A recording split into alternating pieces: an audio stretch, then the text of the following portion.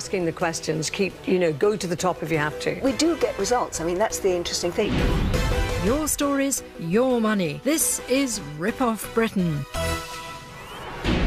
And the man who took on his insurers and won after they deemed that even though he was bedbound in hospital, he was still able to work. As one expert said to me, medical expert, you'd have to be in a coma or dead to get a payout. Next, a spirited man who's really taken on the big boys. Chris Hargreaves is battling to change a type of insurance that, as far as he's concerned, turned out to offer almost no protection whatsoever. He's worried what caught him out could lead to the same nasty shock for tens of thousands of other people relying on similar policies. So in a way, he started a one-man campaign to make sure that what he went through can't happen to anybody else.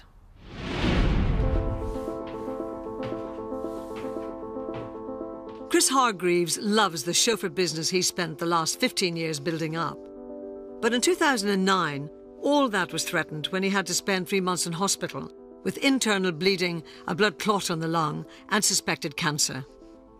To have started a business at 21 and to have been passionate about building a business and working for myself, this was the first time ever I've not been able to work. And to see my business being financially damaged as well, it was heartbreaking. Amidst all the uncertainty, Chris was very grateful for the support of his parents. It was very, very difficult seeing him so poorly and still trying to run the business in the hours that we work and everything else. We did find it very hard at the time. And as if all of that wasn't enough, Chris's wife was made redundant. We had to live on the statutory job seekers allowance of about £62.50 a week, which left us having to go cap in hand to her parents, who had to buy our food and our essentials because we just couldn't afford it. But Chris was relieved that he'd taken out income protection insurance so that in a situation where he couldn't work, he'd be covered for any financial losses. But when he tried claiming on the policy, he was told by his insurer, Scottish Provident, that it wasn't going to pay out. As far as they were concerned, despite being bedbound in hospital, Chris was able to work. Now, I've been racking my brains for 3 years and I still do not know a job I could have done from a hospital bed. Chris's claim was rejected because his policy didn't simply assess whether his ill health stopped him from doing his own work. It tested whether he was capable of doing any work. So his insurers wrote to say they'd considered whether he could do basic work tasks, such as walking. Could he walk 200 metres on a level surface without stopping or severe discomfort? Lifting. Was he able to lift a kilogram from table height and carry it 5 metres? Using a pen, a pencil, or indeed keyboard. Hearing. Could he understand someone speaking in a normal voice? Speech. Could he make himself understood in a quiet room? And vision. Was he able to read 16-point print using spectacles or other aids? Scottish Provident concluded that Chris was able to do 2 of these tasks while he was in hospital, so he could work. The way that they're worded, they're so fluffy that I might not be able to read 16-point print because I'm 95% blind, but the insurance company comes along with a giant magnifying glass and gives it you, and now I can make out that text, or I can blink twice for no and once for yes, and that means I can communicate. Chris wouldn't have been assessed this way if he'd had what's called an own occupation policy. But because his job as a chauffeur was considered high risk, he was only able to get cover described as any occupation. And claims under this sort of policy are subject to these tests. But Chris now thinks it's unlikely he'd ever have met the criteria for his cover to pay out. As one expert said to me, medical expert, you'd have to be in a coma or dead to get a payout, which the likelihood of you being in a coma are very low. On the basis that his doctors agreed he was unable to work, Chris complained to the Financial Ombudsman Service. They initially ruled that there wasn't sufficient evidence to challenge Scottish Provident's decision not to pay out. My insurer said, just because I was in hospital for 3 months doesn't mean I was ill. There's no evidence whatsoever to clarify I was ill. Scottish Provident argued that although they appreciated Chris was very ill, the information they had been provided with showed that the criteria under which they would have paid out hadn't been met.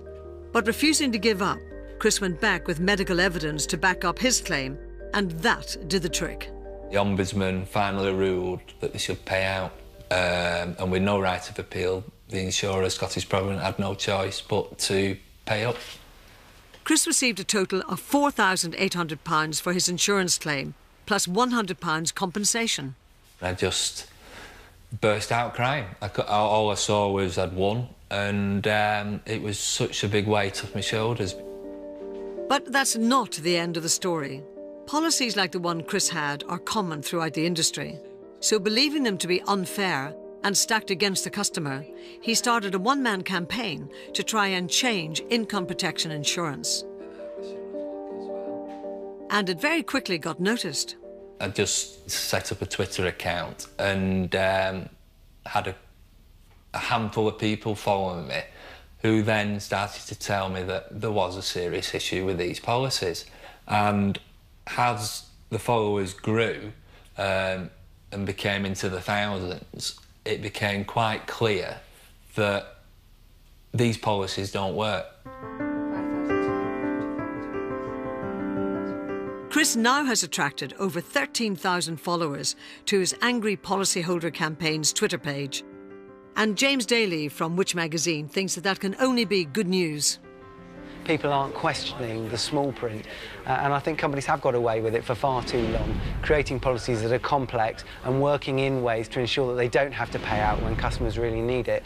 And so it seems that finally there's a bit of a head of steam behind a movement for change here, and hopefully we're going to see more insurers following the lead of some of the big ones who are starting to have better quality policies and higher payout rates.